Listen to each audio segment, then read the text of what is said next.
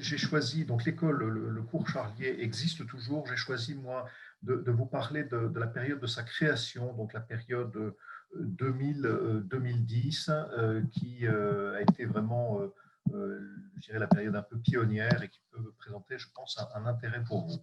Euh, En effet, cette école est née d'abord d'une initiative de famille nantaise, de famille catholique, en 2001.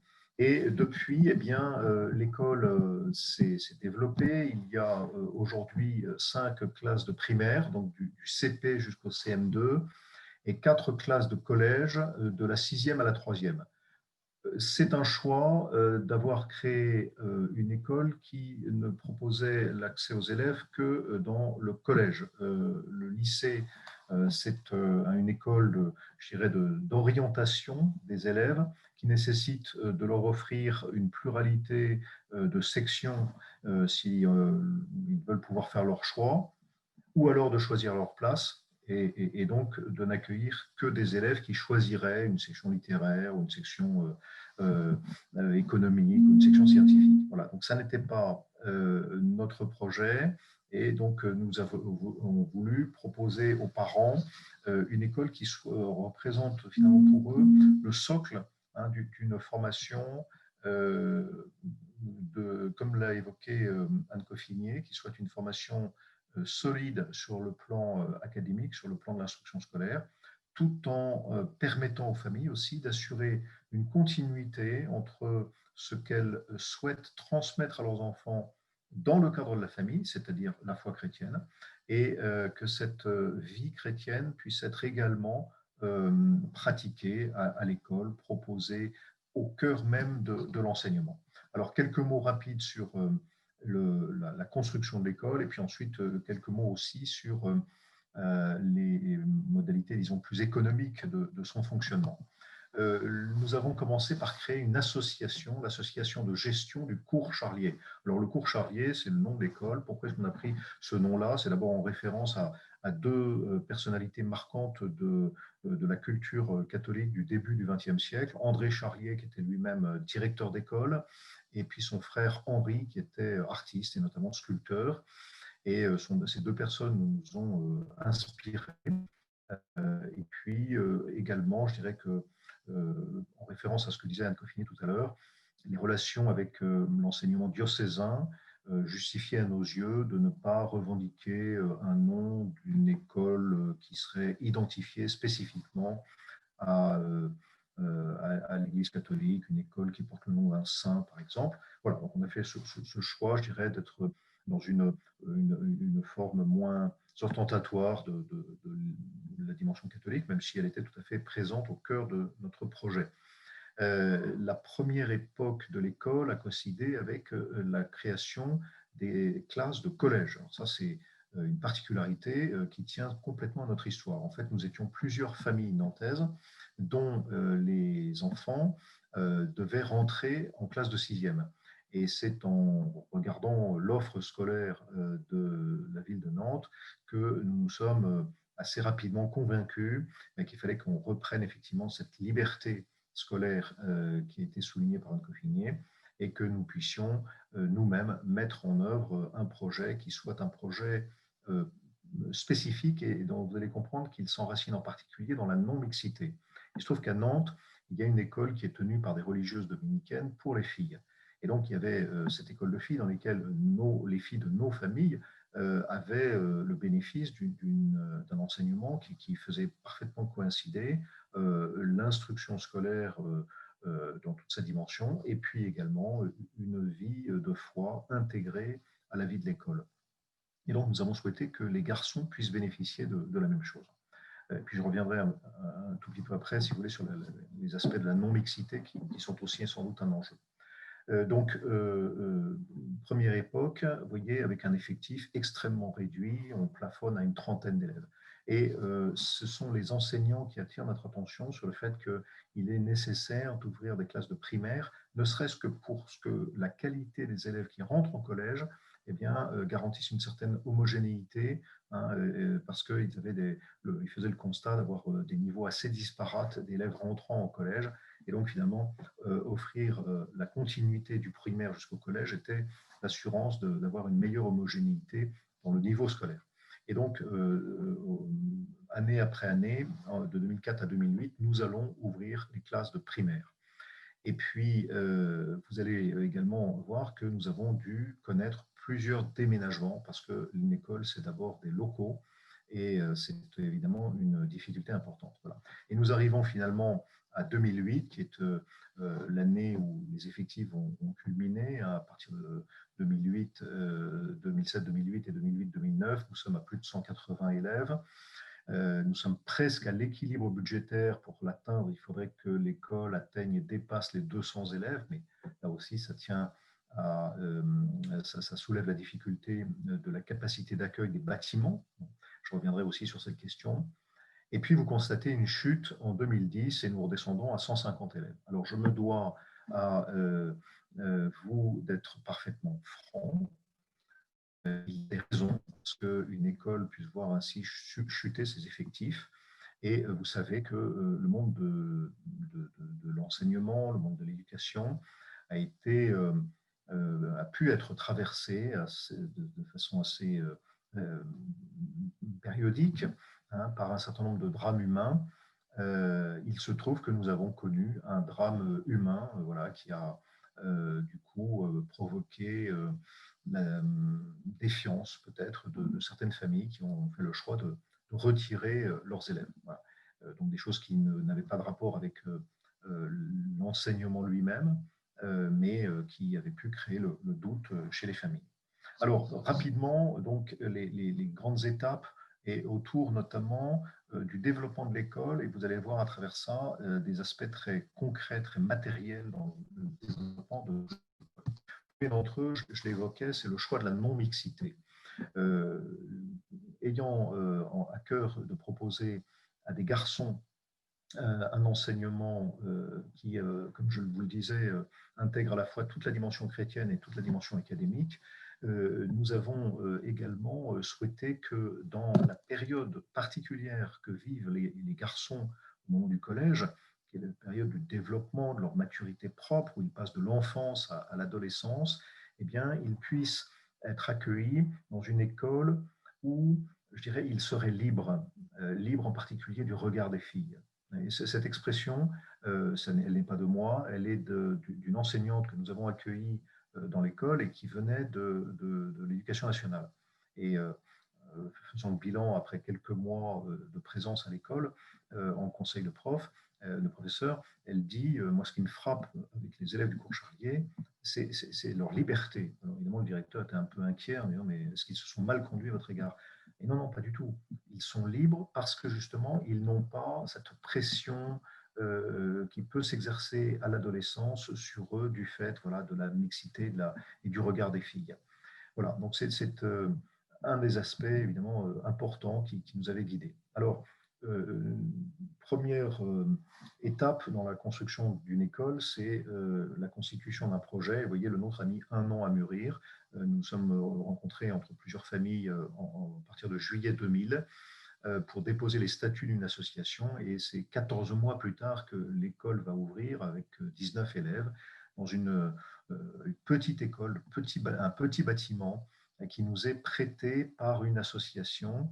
C'est une ancienne école désaffectée depuis 8 ans. Alors, quelques explications par rapport à ça. Première chose, première difficulté à laquelle on se heurte, c'est l'affectation des bâtiments. Si on peut aménager dans des bâtiments qui ont déjà une affectation scolaire, à ce moment-là, les formalités administratives de réouverture de l'école sont simplifiées.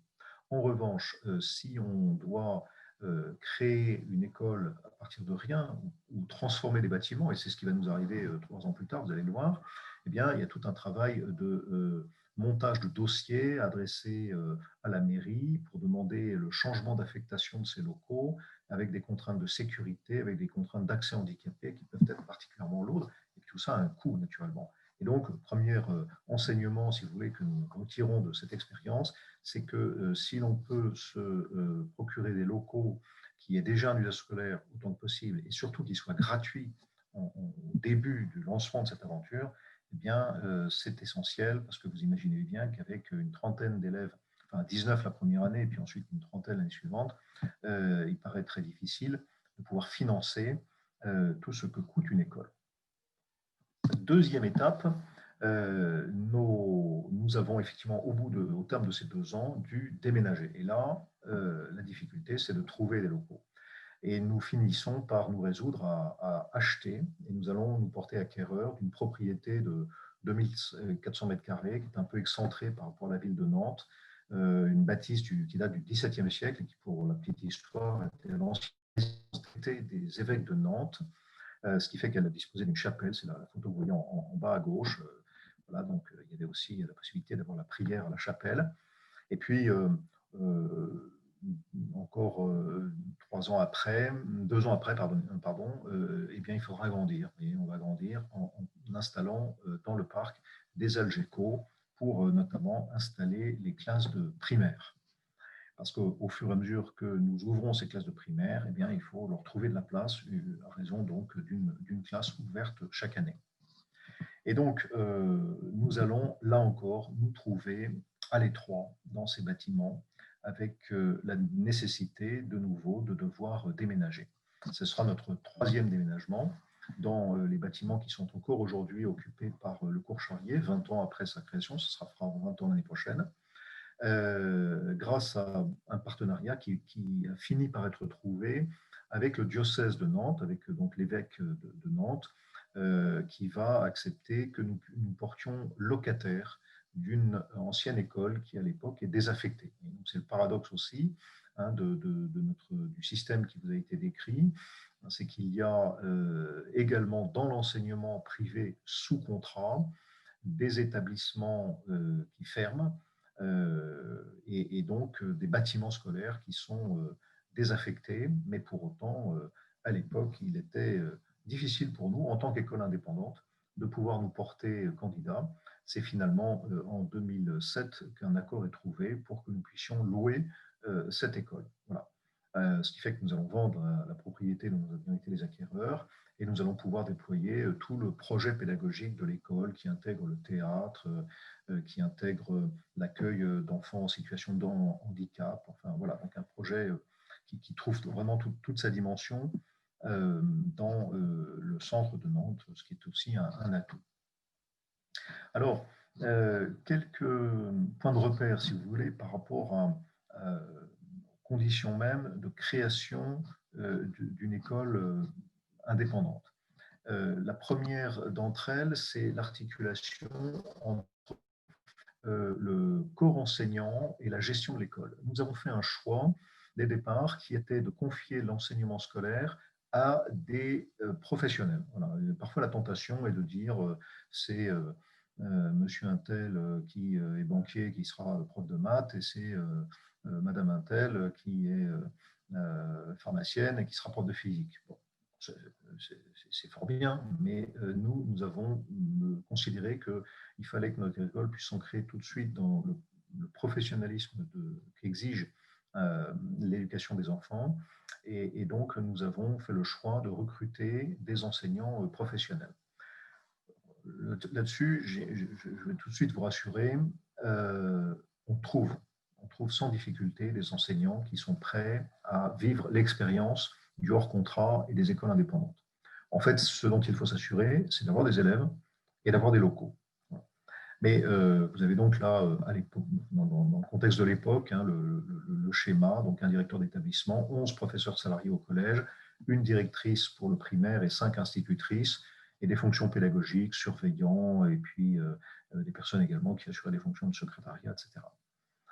Et à côté donc, de ce corps pédagogique, une association de gestion sous le régime de la loi de 1901, avec un conseil d'administration de 7 membres et un bureau de 3 membres. Donc le choix d'une association qui soit resserrée, il y avait eu un débat entre nous, est-ce que nous ouvrons à une association de parents d'élèves la mission de gérer l'école, et finalement, pour conserver, je dirais, l'homogénéité du projet, eh bien, nous avons fait le choix d'avoir une association qui soit plutôt resserrée dans son recrutement, avec donc un conseil d'administration relativement réduit, un bureau encore plus réduit, mais un fonctionnement aussi ouvert aux parents d'élèves, notamment par des commissions, hein, un certain nombre de commissions sur les travaux et l'entretien de l'école, sur l'organisation d'une fête annuelle, sur la gestion d'une bibliothèque scolaire, enfin, etc. Toutes ces choses-là pouvaient être faites au travers de commissions qui n'étaient pas,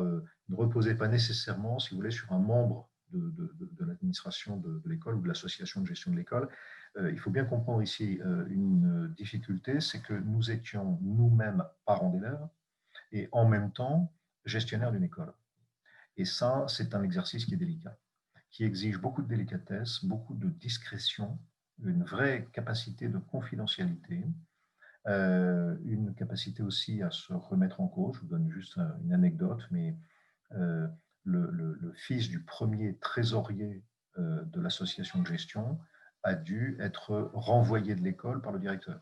Bon, vous imaginez bien que quand on est aussi proche, hein, c'est un choix difficile. Vous voyez. Donc, la position de gestionnaire d'une école hors contrat, d'une école indépendante, est quelque chose de délicat. Et donc, c'est aussi la raison pour laquelle nous avions fait le choix d'une équipe resserrée, de façon à ne pas être soumis à trop, je dirais, de sollicitations, parfois même de pression. Alors, je vous ai évoqué la nécessité dans laquelle nous nous sommes trouvés très rapidement de devoir acheter des locaux. Effectivement, donc l'école dans laquelle nous avions été accueillis initialement ne pouvait pas nous garder au-delà des 2 premières années, et donc il a fallu se préoccuper de trouver ces locaux. Il n'était pas possible à l'époque de trouver des bâtiments scolaires. On a évidemment cherché les anciennes écoles qui ont été désaffectées, mais voilà, pour toutes sortes de raisons qui avaient trait justement à l'indépendance que nous revendiquions, il n'était pas possible de ne pouvoir nous y installer à l'époque. Et donc, nous avons créé une société civile immobilière pour nous porter acquéreurs d'une demeure qui était à vendre dans la ville de Nantes, et pour laquelle nous avons eu des conditions tout à fait avantageuses de la part des propriétaires eux-mêmes. Parce que quand vous êtes une association loi de 1901 qui a 3 ans d'existence et que vous allez voir un banquier pour demander un prêt de 400 000 euros, autant vous dire que ce n'est pas très convaincant. Et en fait, nous avons pu bénéficier d'une façon tout à fait exceptionnelle d'un crédit consenti par les vendeurs sur 3 ans. Alors évidemment, il y avait des exigences, il fallait pouvoir sortir une somme importante dès la première année, et puis ensuite des échéances élevées chaque année, mais en même temps, eh bien, ça nous assurait effectivement cette autonomie. Et c'est seulement en 2006, vous voyez, par rapport donc à l'achat qui, lui, est intervenu en 2005, que nous avons réussi à convaincre une banque de nous prêter les sommes qui étaient nécessaires pour pouvoir tout simplement régler ces échéances que nous devions honorer.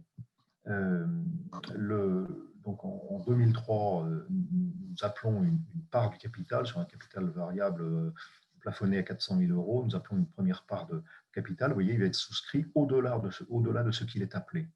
C'est-à-dire que nous avons trouvé des personnes qui ont souhaité soutenir l'école d'une manière très concrète, en lui permettant d'acheter ses locaux et en devenant copropriétaire, hein, au travers de la SCI, au travers de parts de la SCI, de cette école. C'était une façon pour eux de traduire leur engagement de manière très concrète et ancrée, si vous voulez, dans la réalité de l'école, au-delà de la possibilité de faire des dons, mais je reviendrai sur la question du don dans un instant. Et puis ensuite, eh bien, pour pouvoir effectivement honorer nos échéances régulières, nous avons procédé à des augmentations de capital et donc ainsi pu, au cours des années 2003-2005, assurer le financement de cette acquisition. Et c'est même la SCI gestionnaire qui va également pouvoir s'assurer de la mise en place de ces bâtiments préfabriqués, de ces Algeco que j'évoquais tout à l'heure. Ouais. Et puis finalement, là encore, l'école grossit et évidemment une question d'équilibre budgétaire. C'est-à-dire que nous pouvons penser tendre à une forme d'autonomie du budgétaire avec un effectif qui sera effectivement l'effectif compris entre 180 et 200 élèves. Seulement, le problème, c'est que l'école ne permet pas d'accueillir cet effectif, même en ayant placé dans le parc ces bâtiments préfabriqués. Et donc, c'est dans ce contexte que nous allons reprendre nos contacts, notamment avec le diocèse de Nantes, avec l'évêché de Nantes, et finalement, une solution sera trouvée pour que nous puissions louer une ancienne école. Et donc, à partir de là, eh bien, nous allons pouvoir vendre la propriété. C'est une opération quasiment blanche. Vous voyez que le prix la cession par rapport au prix de l'acquisition ne représente pas de plus-value. Ce n'était évidemment pas l'objet. L'écart aura juste été absorbé, je dirais, par l'ensemble des travaux de remise en état que nous avons dû faire, mettre des Algeco puis les retirer. Voilà, tout ça représente effectivement certains frais. Donc, opération blanche, mais opération réussie malgré tout. Comment est-ce que nous avions cette société civile immobilière? Il y avait des parts qui étaient réparties en 3 blocs. L'association de gestion elle-même avait pu acquérir 30% des parts. Nous avions fait un appel de fonds auprès de bienfaiteurs qui ont permis à l'association de disposer d'un capital de départ qui lui permettait donc de détenir 30% des parts. Ensuite, nous avions identifié quelques partenaires qui, eux, se sont engagés à conserver de façon durable les parts qu'ils détenaient dans cette SCI. Ça représentait donc 40% des parts. Et il y avait un véritable accord de la part de ces partenaires, qui d'abord généralement étaient des partenaires qui avaient acheté un nombre important de parts. Donc, ce capital était réparti entre un petit nombre de partenaires durables. Et surtout, il y avait de leur part cet engagement de ne pas chercher à céder leur part, de ne pas demander l'application des statuts pour pouvoir vendre leur part. Puis ensuite, il y avait des associés individuels qui représentaient également 30% des parts. Et là, on avait peut-être une plus grande volatilité, mais avec quand même la possibilité que si quelqu'un souhaitait sortir, eh bien, on puisse, à l'inverse, trouver quelqu'un d'autre qui rentre. C'était typiquement des parts qui pouvaient être prises par des parents d'élèves, donc pendant le temps de scolarité de leurs enfants. Alors, ceci donc, nous a permis effectivement de nous porter acquéreurs, puis ensuite de revendre ces bâtiments. Mais la gestion d'une école ne repose pas que sur l'immobilier. Il y a bien entendu d'autres frais qu'il faut pouvoir couvrir. Et ici, je pense qu'il est important de souligner que imaginez que les frais de scolarité payés par les parents puissent suffire à financer l'école est une illusion. Une école coûte plus cher, y compris dans les écoles indépendantes, une école coûte plus cher que ce que l'on peut décemment, je dirais, demander aux parents et exiger. Le coût moyen, dans la période de création que je vous décris, le coût moyen d'une scolarité, primaire et collège confondus, s'élevait à un peu plus de 3 000 € par élève et par an. Et le choix que nous avions fait pour les frais de scolarité était de les plafonner à hauteur de 1 150 € pour le primaire et jusqu'à 1 750 € pour le collège. Un certain nombre d'enfants étaient boursiers, donc on leur avait consenti des conditions financières plus favorables, à charge pour eux d'avoir trouvé la solution d'un cofinancement assuré par quelques associations ou parfois même des membres de la famille. Enfin voilà, il y avait des régimes dérogatoires qui étaient possibles. Ça faisait partie d'ailleurs du projet. On ne voulait pas non plus que ce soit une école qui fasse une sélection par l'argent. En revanche, il n'y avait évidemment aucune aide publique. Voyez. Et donc, eh bien, je dirais que stimulé par l'association qu'Anne Coffinier va créer à la même époque, créer son école, nous nous sommes engagés dans une collecte de fonds plus systématique, qui était aussi justifiée naturellement par les projets immobiliers qui étaient les nôtres. Et je vais vous détailler après ces mécanismes de collecte de fonds. Et puis, naturellement, une autre ressource était procurée par la fête annuelle de l'école qui se tenait tous les ans en décembre, qui se tient toujours, enfin, qui aurait dû se tenir encore cette année, comme tous les ans, en décembre. Malheureusement, le régime de sécurité sanitaire cette année va priver l'école du bénéfice que représente l'école. Vous voyez, un bénéfice qui, dans la période en question, s'établissait en moyenne à 25 000 euros de résultat net. Et donc, c'est évidemment un point tout à fait essentiel. Et là, cette année en particulier, eh bien, il y a une difficulté pour l'association de gestion à trouver des ressources complémentaires sur un autre mode, par un autre moyen que par ce marché de Noël qui était organisé dans les locaux de l'école et qui rencontrait un grand succès, je dirais, dépassant très très largement le cadre de l'école et des parents d'élèves. Ça s'était établi véritablement comme un marché de Noël à Nantes. Comment est-ce que nous avons procédé? Eh bien, dans les statuts de l'association de gestion du cours Charlier, nous avions spécifié dans l'objet le caractère éducatif de l'association. Ce qui nous a permis de nous abriter sous le régime de ce que l'on appelle des associations à but général. Et précisément, en matière fiscale, une association à but général peut collecter des dons et délivrer des reçus fiscaux. Voilà, et donc c'est ce que nous avons entrepris en publiant 4 fois par an la lettre du cours Charlier, diffusée à 1500 exemplaires, donc aussi un autre enjeu, vous voyez, que vous imaginez, qui est de constituer des fichiers. Nous avions un fichier de personnes contacts qui était à l'échelle de la France entière et qui nous permettait de diffuser des nouvelles de cette école donc, dans toute la France. Alors par capillarité, je dirais dans un premier temps, c'est-à-dire en sollicitant les parents d'élèves pour qu'eux-mêmes nous fournissent des adresses de leurs proches, de leurs parents, etc. et qu'ensuite on puisse enrichir le fichier.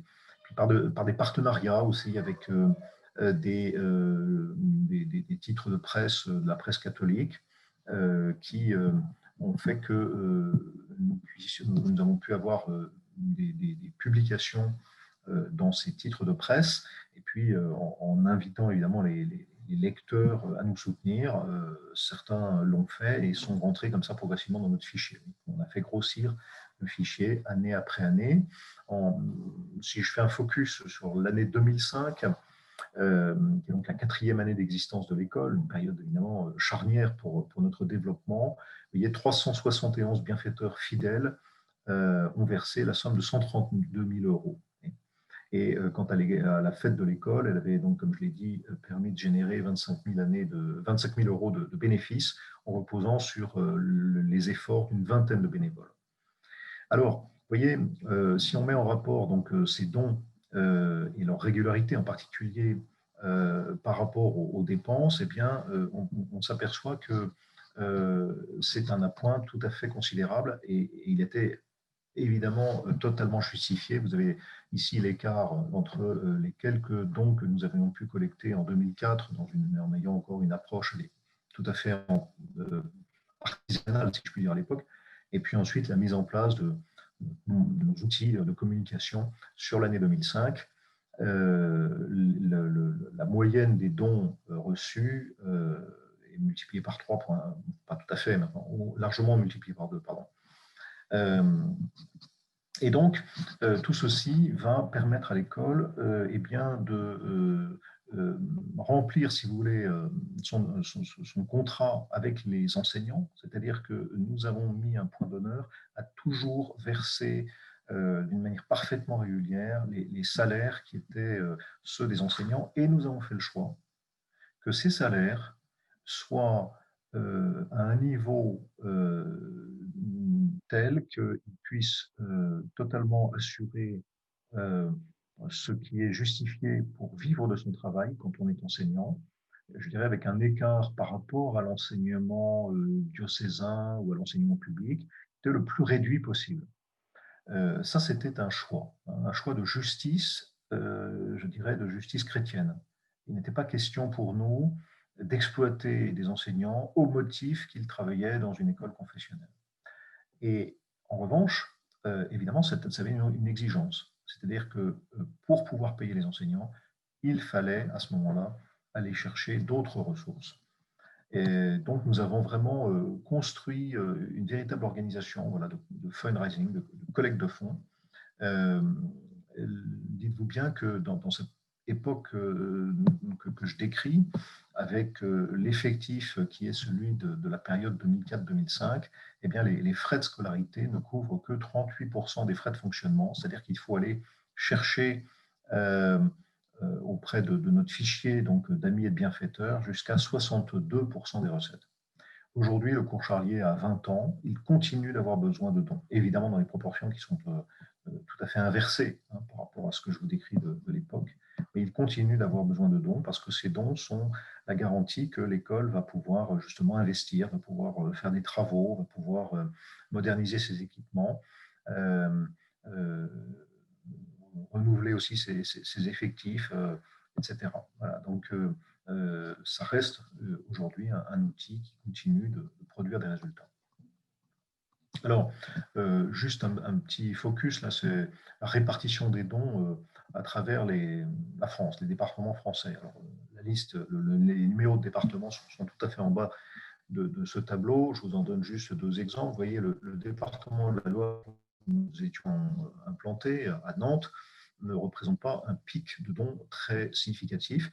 Ça se rééquilibre un peu avec des dons qui viennent d'autres départements. Pour autant, nous étions un externat, hein. Il n'y avait pas d'interne chez nous, donc simplement peut-être parce que les familles avaient un ancrage dans les autres départements de la région, hein, qui est de même que quelques départements bretons là, qui vont se distinguer également, que nous avons pu avoir ces niveaux de dons.